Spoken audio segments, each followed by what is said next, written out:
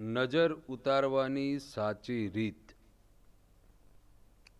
પ્રિય ભક્તજનો, નજર ઉતારવાની સાચી રીત શું છે? હવે નજર વસ્તુ એવી છે કે આપણે ધંધામાં, આપણા ઘરમાં,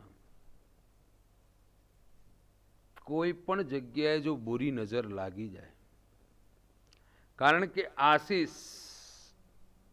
આશીર્વાદ અને નિશાસો આ બે વસ્તુ છે ને, એમ નજર પણ એક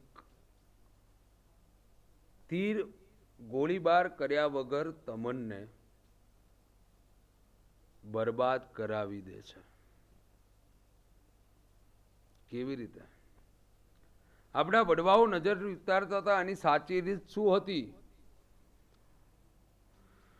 નજર જ્યારે આપણા શરીરમાં આવી તકલીફો દેખાય ને, તો આ રીતે નજર ઉતારજો. ડાયરેક્ટ તમારે દોડવાનું, દોડ ધમાલ કરીને દવાખાને પહોંચવાની જરૂર નથી. ઘણી વસ્તુ તો આપણા અંદર શરીરમાં પણ પ્રવેશ નજરના હિસાબે થાય. તમને બેચેની લાગે,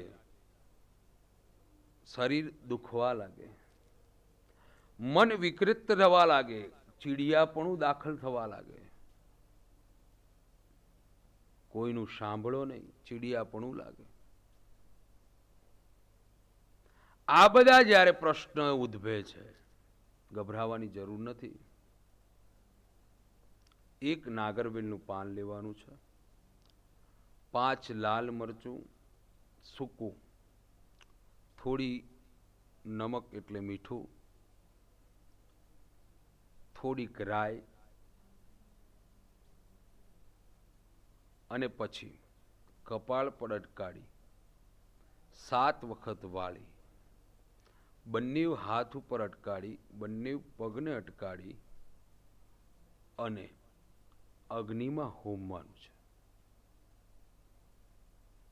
તમારી નજર હશે ને, બધી દૂર થઈ જશે. બીજી સામાન્ય રીતે એ છે, આપણા માવું શું કરતા હતા? આપણી માતાએ જ્યારે આપણે સરસ મજાના તૈયાર થઈને નીકળ્યા હોય, નાના નાના બાળકો હોય, એટલા બધા સરસ તૈયાર થઈને નીકળે. ભગવાન કૃષ્ણને પણ નજર લાગી એવું ગોપીઓએ કીધું હતું, આપ જાણતા હશો.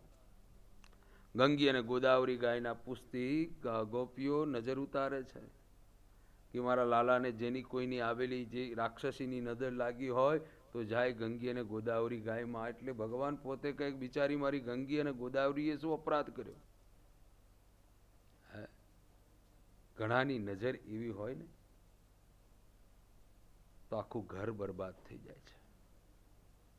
આપણો ધંધો સારામાં સારો ચાલતો હોય અને કદાચ કોઈ એવો માણસ આવી જાય અને આપણા ધંધામાં પ્રોબ્લેમ થતો હોય, તો એની માટે શું ઉપાય? નકારાત્મક ઉર્જાને દૂર કરવા માટે, પ્રિય ભક્તો, તમારા ધંધાની પ્રગતિ કરવા માટે, તમારે ધંધાનું સારું જાગૃત રાખવા માટે પ્રતિદિન કપૂર ગોટીનો ધૂપ તમારા ધંધા ઉપર, તમારા વ્યવસાય ઉપર, તમારા કાર્યશૈલી ઉપર કરજો, જેથી કરી નજર બુરી લાગી હશે ને, એ પણ નિવૃત્તિ થઈ જશે. ઘણા લોકોના ઘર ઉપર ચપ્પલ લટકાવે છે, જોયા છે, પણ ચપ્પલ લટકાવવાની જરૂર નથી. ઘરને જો સાચવવું હોય તો ભગવા કલરનું ઝંડો ગમે તે ભગવાન હનુમાનજીની ચિત્રમાનો કે રામજીની ચિત્રમાનો લગાવી દેજો, ઘરનું રક્ષણ થઈ જશે. કારણ કે કુરુક્ષેત્રના રણભૂમિના મેદાનમાં ભગવાન કૃષ્ણ પોતે બોલ્યા છે કે આ રથની ઉપર ધજામાં હનુમાનજીનો વાસ છે, અને જે હનુમાનજીનો વાસ હોય ને, ત્યાં રથ ભાંગી ન શકે.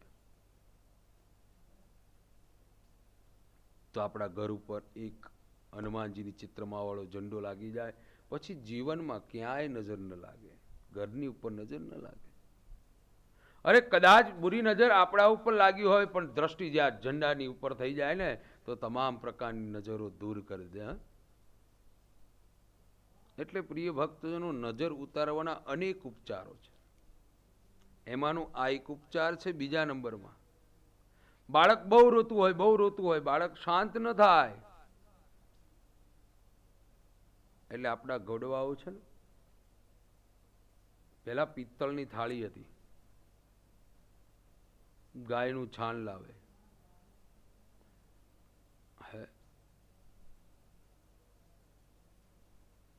લેપન કરે થાળીમાં, પછી મીઠું લે, રહી લે, મરચા લે, પાન લે, નજર વાળી લે, અને એ જે થાળી છે એમાં પાનને મૂકવામાં આવે. પછી ઉપર વાટકો જે છે ને એ પણ પિત્તળનો જ હોય, એને મૂકવામાં આવે, અને પછી એની ઉપર ગાયના છાણથી લીપે. પછી એ નજરની ઉપર ચપ્પલ મારે, પછી એ નજરને બાંધી અને જુદી જગ્યાએ એવી જગ્યાએ મૂકી દે. બાળક રોતું બંધ થઈ જતું હતું. કળશ પાણી અને મીઠું વાળી અને પધરાવી દો તો પણ રોતું બાળક બંધ થઈ જાય. તો આ બધા પ્રોબ્લેમો, સાચી રીત આ છે.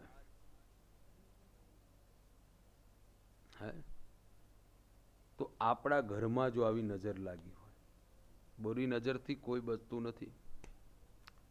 કારણ કે આ સંસારમાં, આ જિંદગીમાં અને આ અથાગ પ્રયત્નમાં કદાચ તમે કંઈક આગળ આવી ગયા હશો તો લોકોને ગમશે નહીં. ચોક્કસ વાત છે. ગભરાવાની જરૂર નથી, ડરવાની જરૂર નથી. જીવનમાં આ રીતે જો કદાચ તકલીફો થાય, ઘરમાં શારીરિક તકલીફ, તમને પ્રોબ્લેમો થવા લાગે, ઘરમાં પૈસા ન રહે, એકબીજાનું બોલેલું ન ગમે, તો આ બધા પ્રશ્નોમાં જો કદાચ હોય તો તમારા ઘરની ઉપર એક ઝંડો ફરકાવી દેજો હનુમાનજી દાદાનો. તમામ પ્રકારની નજરો દૂર થઈ જશે, દાદાની કૃપા થશે. ધંધા ઉપર લીંબુ મરચાં લટકાવજો, ધંધા ઉપર તમે કપૂર ગોટીનો ધૂપ કરજો, ધંધો ધીરે ધીરે પછી હતો એ પ્રમાણે શરૂ થઈ જશે. અને આ રીતે જો વાળવામાં આવશે નજર, તો સાચી નજર ઉતારવાની આ જ રીત છે. અને આ રીતે કરી લેજો. નજર ઉતારવાનો ઉપચાર, તમામ પ્રકારના સુખ પ્રાપ્ત થશે અને થશે.